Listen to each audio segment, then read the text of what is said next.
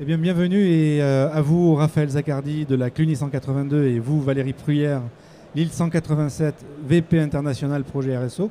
Avec vous deux, on va parler de la CEC. La CEC en quelques mots. Je laisse Raphaël pour la CEC. En quelques mots, la CEC est donc un parcours apprenant pour les dirigeants d'entreprise, pour les mettre en réflexion et en action vers le dessin d'une feuille de route qui va donc essayer de appréhender et réussir les défis sociétaux, environnementaux, économiques, environnementaux pour chaque société et pour chacun des dirigeants qui vont être dans ce parcours. Voilà. Et la logique est de les pousser vers ce qu'on appelle à l'écran là une visée régénérative, donc aller beaucoup plus loin dans la démarche telle qu'elle est en général aujourd'hui. Alors, elle existe depuis quand cette CEC? Alors, la CEC a été créée il y a 2 ans et demi. On avait un premier parcours, 150 dirigeants s'étaient retrouvés pour faire la première fois le parcours. Et devant le succès en fait de la première démarche, certains d'entre nous, participants de ces parcours, ont décidé de déployer à plus grande échelle. Et donc aujourd'hui, on lance la thématique industrie. Donc là, on a la volonté de regrouper uniquement des industriels français, toute taille, toute structure. Et donc c'est le 15e parcours qui existe en fait depuis 2 ans et demi. Alors Valérie, vous qui êtes en charge justement de l'international, mais aussi de tous les projets RSO, que vient faire la SOS dans ce dispositif? C'est une très bonne question. Merci Eric.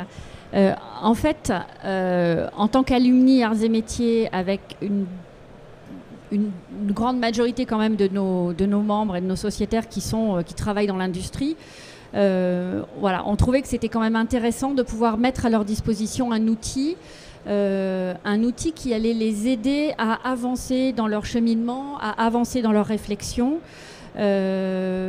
Parce qu'on estime que c'est important aujourd'hui. Les industries doivent participer à la transformation environnementale, aux enjeux de transition. Et on trouvait qu'en tant qu'alumni, on avait tout à fait notre place pour promouvoir ce parcours dédié à l'industrie, parce que c'est notre marque de fabrique. L'industrie, c'est quand même la marque de fabrique de l'ingénieur arts et métiers. Et on trouvait qu'on était tout à fait légitime pour le faire. D'autant plus qu'on a une nouvelle stratégie au niveau de la Société des anciens élèves, avec une vision commune avec l'école, qui est leader des industries responsables.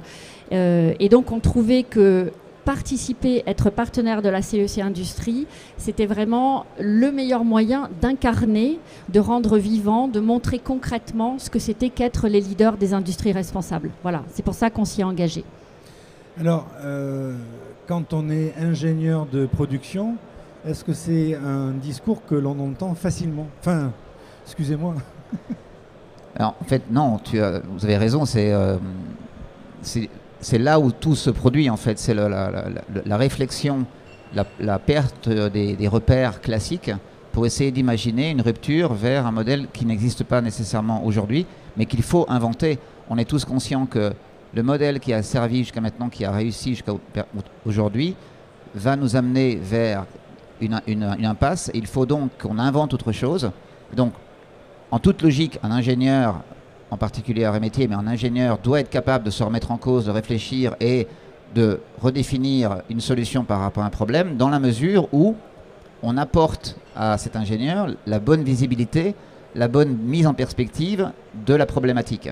Donc c'est une des recettes de la CEC, c'est de mettre les dirigeants dans la bonne lecture, dans de supprimer le paradigme en fait de ce qu'il y a aujourd'hui, créer cette rupture intellectuelle pour pouvoir ensuite innover, inventer quelque chose pour le futur, qui sera donc responsable et pérenne. Alors là, on va peut-être rentrer un petit peu dans le détail, comment ça fonctionne. Je suis chef d'entreprise, je me pose quand même quelques petites questions. Et effectivement, comment je m'y prends, quoi. Je viens vous voir tout simplement, puis vous me guidez? Alors oui, on fonctionne sous la logique de volontariat et de candidature. Les dirigeants qui ont envie de faire ce parcours vont venir nous solliciter. Ils vont passer un entretien de validation de la candidature. On va s'assurer qu'on est en accord entre les valeurs de l'individu et les valeurs de la CEC d'un point de vue intention et objectif. Et on va ensuite lui permettre de faire le parcours. le parcours, il est basé sur 4 grands axes, comme vous le voyez à l'écran. C'est un parcours qui va durer à peu près une année, donc 10 mois.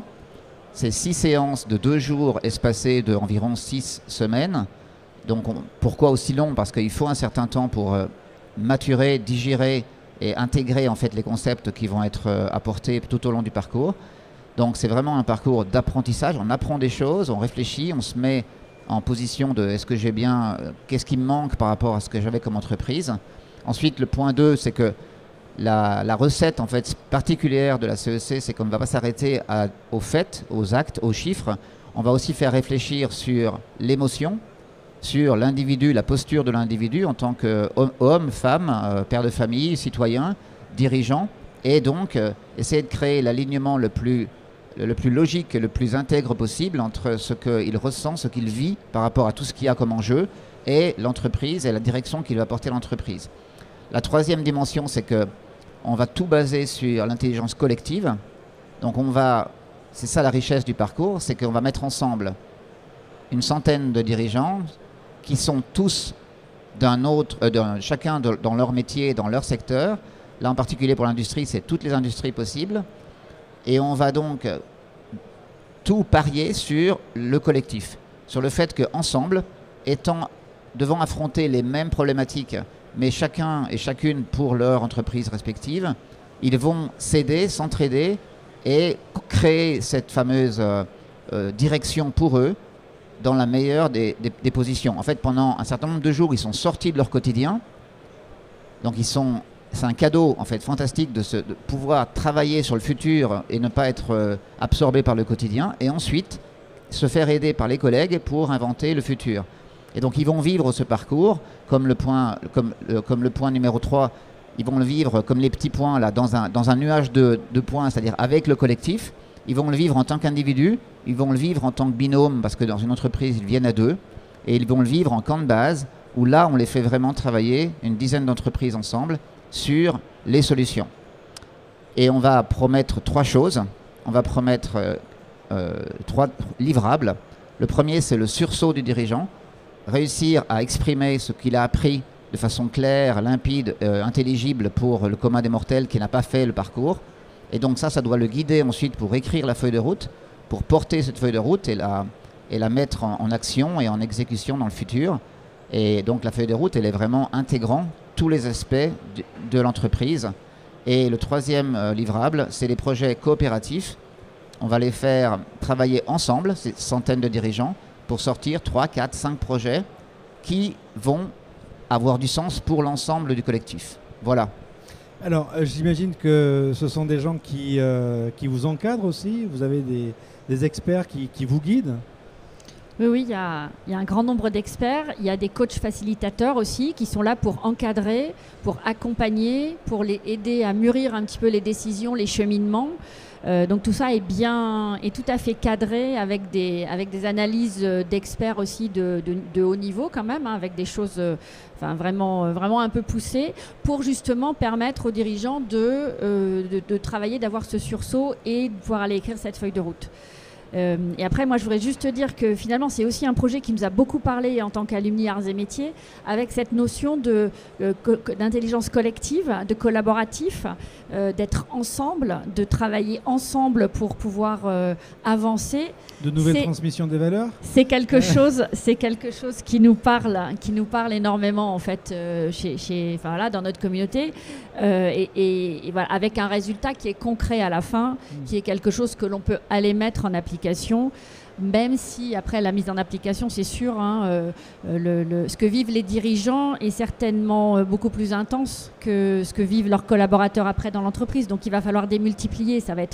C'est sûr que la marche, elle va être importante aussi derrière, mais c'est important de démarrer par la tête pour pouvoir travailler sur ces enjeux et pour pouvoir évoluer. Voilà, on n'a pas d'autre choix. Alors là, la question aussi que j'ai envie de vous poser, ça coûte quelque chose ? Oui. Bien du sûr. Temps peut-être et au-delà. Rien n'est gratuit. Vous savez bien que si c'est gratuit, c'est que c'est pas bien. Donc rien n'est gratuit. Ça coûte de l'argent de mettre ensemble cette organisation. Cette organisation, elle est éphémère le temps du parcours. Ensuite, on dissout cette organisation-là pour en créer une autre. Donc, on va faire appel à des bénévoles dans le cadre de l'association. Et on va mettre ensemble, comme disait Valérie, des experts, des intervenants qui vont, eux, être rémunérés. On va quand même gérer un peu l'organisation, les lieux, les coachs, facilitateurs qui vont être également rémunérés. Et on va donc demander aux entreprises d'abonder sous la forme d'un don pour permettre le financement du parcours, sachant que notre objectif n'est pas l'argent, mais l'équilibre simplement du parcours d'un point de vue coût-recette. Donc on va solliciter les entreprises de nous aider en faisant un don, et on va indiquer un coût estimatif, et on espère que l'entreprise va abonder à peu près en ligne avec ce coût. Alors, on s'appuie aussi sur notre communauté au sens large, sur l'école des arts et métiers, puisqu'elle va accueillir un certain nombre de sessions. Donc, on essaye vraiment de mettre en avant tous nos atouts pour aussi pouvoir avoir un bon équilibre financier, puisqu'effectivement, l'objectif, c'est d'être à zéro. C'est pas un parcours, voilà, on ne fait pas d'argent en fait. Mais donc on utilise un peu toutes les ressources que l'on a aussi, nous, dans notre communauté. Voilà. Alors justement, la communauté, j'ai cru comprendre qu'il restait plus que quelques places. Combien de gens sont inscrits et ils s'inscrivent jusqu'à quand? Alors le parcours démarre officiellement, la première séance vraiment de travail de constitution du programme, c'est à la mi-mai. Ça se terminera au mois de mars 2025. Et on a à l'heure actuelle déjà 45 entreprises qui ont signé pour venir dans le parcours. On a fait hier soir le lancement, en fait, un peu de mise en connaissance des différents participants. Et on va accepter les candidatures encore pendant les 3-4 semaines qui viennent, sachant que l'impératif, c'est de permettre aux dirigeants de libérer son agenda pendant les différentes séances qui vont avoir lieu donc tout au long de l'année. C'est un des points les plus importants en fait à l'heure actuelle pour pouvoir venir embarquer dans le programme, mais on est encore inclusif, on accepte encore des candidatures. Plus le parcours accueille une diversité la plus riche possible, mieux c'est pour les participants et mieux c'est pour nous et pour en fait la société en général. Voilà, donc ce que je voulais dire, c'est que j'ai utilisé cette slide là pour dire que c'est un parcours éprouvé. On n'est pas au début. Moi, j'étais dans le premier parcours il y a 2 ans et demi. Aujourd'hui, on en est au 15e. Ça marche. C'est prouvé. Les gens sont tous 8,8 sur 10 en satisfaction. Ils sont enchantés du parcours et ils rendent des feuilles de route qui sont, elles, disponibles publiquement sur le site cecimpact.org. On n'est pas dans la théorie, on est vraiment dans la pratique et dans le pragmatisme. On rend un rendu qui est une feuille de route qui est disponible pour le bien commun, et c'est pour ça qu'on est association d'intérêt général. Si, pour clore cet entretien, si on devait encore trouver un mot pour convaincre, quel serait-il?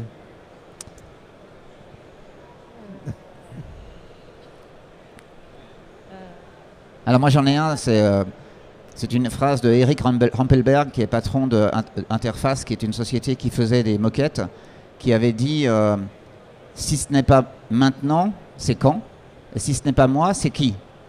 En fait, si je suis dirigeant, je dois me poser ces 2 questions-là. C'est maintenant qu'il faut le faire et c'est moi, dirigeant, qui dois venir. Merci beaucoup pour ce mot de la fin et donc longue vie à CEC. Merci. Merci. Merci.